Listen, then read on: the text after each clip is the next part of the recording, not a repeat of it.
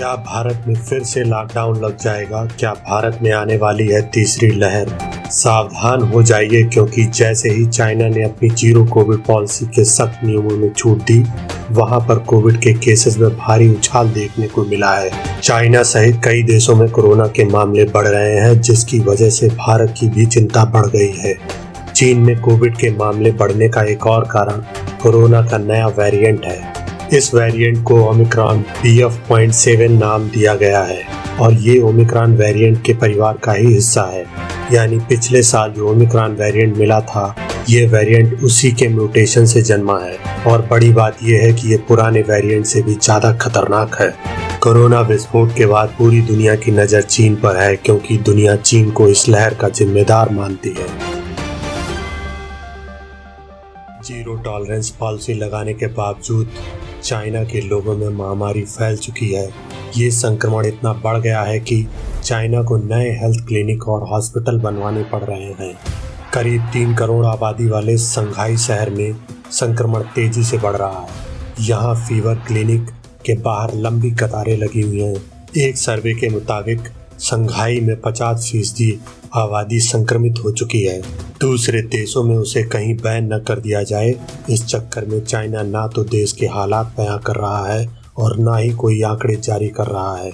इस बार तो खतरा बहुत ही ज्यादा बढ़ गया है, क्योंकि इस महामारी का नया वेरिएंट आ गया है, जो पहले से भी ज्यादा तेजी से एक व्यक्ति से दूसरे व्यक्ति में ट्रांसफर हो रहा है। इसमें फीवर हो ऐसा जरूरी नहीं है। नॉर्मल कोल्ड कफ होने पर भी लोगों में ये वेरिएंट कंफर्म किया गया है। इसलिए सतर्क हो जाइए।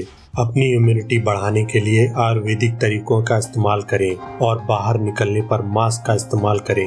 साबुन से बार बार हाथ धोएं। जितना हो सके घर पर ही रहें।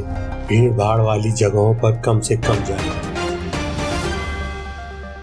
चीन में मरीजों की संख्या बढ़ने से दवाओं में कमी आ गई है। वहां दवाओं और वायरस टेस्ट किट की डिमांड में उछाल आया है। दवाएं बनाने वाली कंपनियां प्रोडक्शन बढ़ा रही हैं। लोग सोशल मीडिया पर दवा ना मिलने और कीमत से 200% तक महंगी मिलने की शिकायत करने लगे हैं। मशहूर हस्तियां भी अपनों का इलाज नहीं करा पा रही हैं। आपको बता दें कि चीन में दवाओं के रेट बढ़ने के चलते चीन के लोग भारतीय दवाओं और योग के भरोसे हैं। चाइना के सोशल मीडिया में लोग कोरोना के बचाव के लिए जल नीति करने की सलाह दे रहे हैं। जल नीति का इस्तेमाल योगी रोग मुक्त रहने के लिए करते थे। इसमें नाक के जरिए गले तक के रास्ते को साफ करने के लिए पानी का उपयोग होता है। माना जाता है कि इससे सांस नली की परेशानी, पुरानी सर्दी, दमा, सांस लेने में होने वाली समस्या दूर हो जाती है। जल नीति से कोविड में कोई फायदा होता है, इसका कोई वैज्ञानिक प्रमाण नहीं है। इसलिए यह प्रक्रिया केवल बचाव के लिए यूज की जा सकती है। मगर चाइना से भी बुरा हाल है जापान का। यहाँ पर 24 घंटे में 2 लाख नए केसेस सामने आए हैं। आपको बता दें कि इन 2 लाख में से 300 लोग ऐसे हैं जिनकी बीते 24 घंटे में मौत हुई है। जापान में कोरोना के मामलों में तेजी की वजह पर्यटन को बताया जा रहा है। अक्टूबर में जहां जापान में 5 लाख पर्यटक आए थे, वहीं नवंबर में ये तादाद दोगुनी हो गई है। कोविड बैन हटाए जाने के बाद पहली बार इतनी तादाद में लोग जापान पहुंचे। इससे न केवल इन्फेक्शन फैला, बल्कि अब मौत के आंकड़े भी बढ़ रहे हैं। दुनिया का कोरोना मीटर एक बार फिर से रफ्तार पकड़ रहा है। BF.7 वेरिएंट का पहला केस चीन के इनर मंगोलिया प्रांत में मिला था। अब तक ये virus America, UK, Brazil, Belgium, Germany, France जैसे कई देशों में फैल चुका है। भारत में संक्रमण के केस आते रहे हैं, लेकिन वो सभी रिकवरी वाले केसेस थे और इनमें नया वेरिएंट नहीं पाया गया। ज़्यादातर पुराना ही वेरिएंट पाया गया। दिल्ली के CM अरविंद केजरीवाल की माने तो दिल्ली सरकार हर रोज अलग अलग जगह से सैंपल उठाती है और चेक करती है कि वेरिएंट डिटेक्ट होता है या नहीं। लेकिन उसके रिजल्ट यही है, ये वाला वेरिएंट अभी दिल्ली में तो नहीं मिला है। दोस्तों, इससे यही लगता है कि अगर सावधानी बरती जाए तो सब ठीक रहेगा, लेकिन अगर ये वेरिएंट भारत में डिटेक्ट हो गया तो लॉकडाउन की उल्टी गिनती शुरू हो सकती है।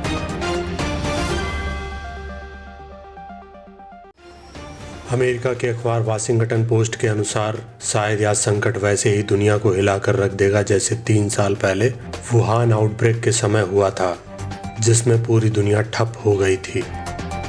दोस्तों, कुछ रिपोर्ट्स का कहना है कि आने वाले महीनों में चाइना में लाखों लोगों की मौत होने वाली है।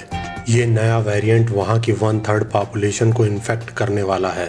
यूनिवर्सिटी ऑफ वाशिंगटन में institute of health matrix and evaluation के अनुसार ऐसा अनुमान लगाया जा रहा है कि अप्रैल 2023 तक चाइना में 1 करोड़ लोगों की मौत इस नए वेरिएंट्स के कारण हो सकती है। लेकिन भारत में ऐसा नहीं होगा।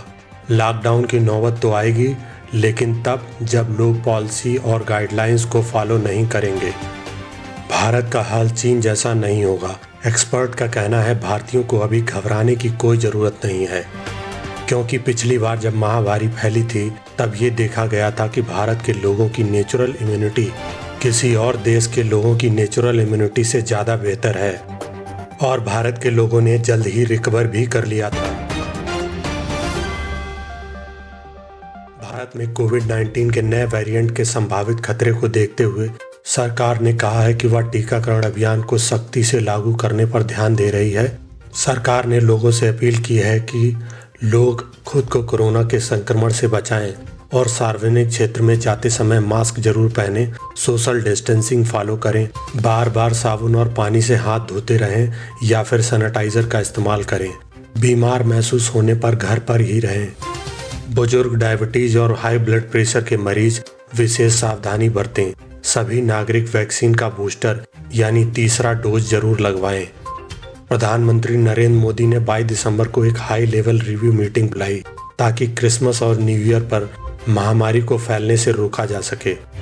विदेश से आने वाले लोगों के लिए मीटिंग में स्पेशल इंस्ट्रक्शन दिए गए। जो लोग विदेश से आ रहे हैं उनकी रैंडम सैंपलिंग भी एयरपोर्ट पर शुरू हो गई है। स्टेट में भी अलग अलग मीटिंग की जा रही है। भीड़ भाड़ के इलाकों में सोशल डिस्टेंसिंग और मास्क लगाने जैसे इंस्ट्रक्शन भी कई राज्यों ने जारी कर दिए हैं। आपको बता दें कि अक्टूबर से नवंबर के बीच गुजरात और ओडिशा में पाए गए 4 केसेस में इस नए वेरिएंट की संभावना है। अगर ऐसा है तो दोस्तों सावधान होने की बहुत ज़रूरत है। दोस्तों, अब लॉकडाउन लगेगा या नहीं लगेगा ये आपके ऊपर डिपेंड करता है। अगर आप सभी इंस्ट्रक्शंस को फॉलो करते हैं, खुद की रिस्पॉन्सिबिलिटी लेते हैं, तो शायद भारत में ऐसी नौबत आए ही ना। लेकिन अगर पिछली बार की तरह लापरवाही बरती गई तो क्या लगता है आपको बच पाएंगे हम सब इस महामारी से? अपने विचार कमेंट सेक्शन में जरूर लिखें और साथ ही इस महत्वपूर्ण वीडियो को शेयर करना ना भूलें। फेसबुक पर, व्हाट्सएप पर और यूट्यूब पर। धन्यवाद।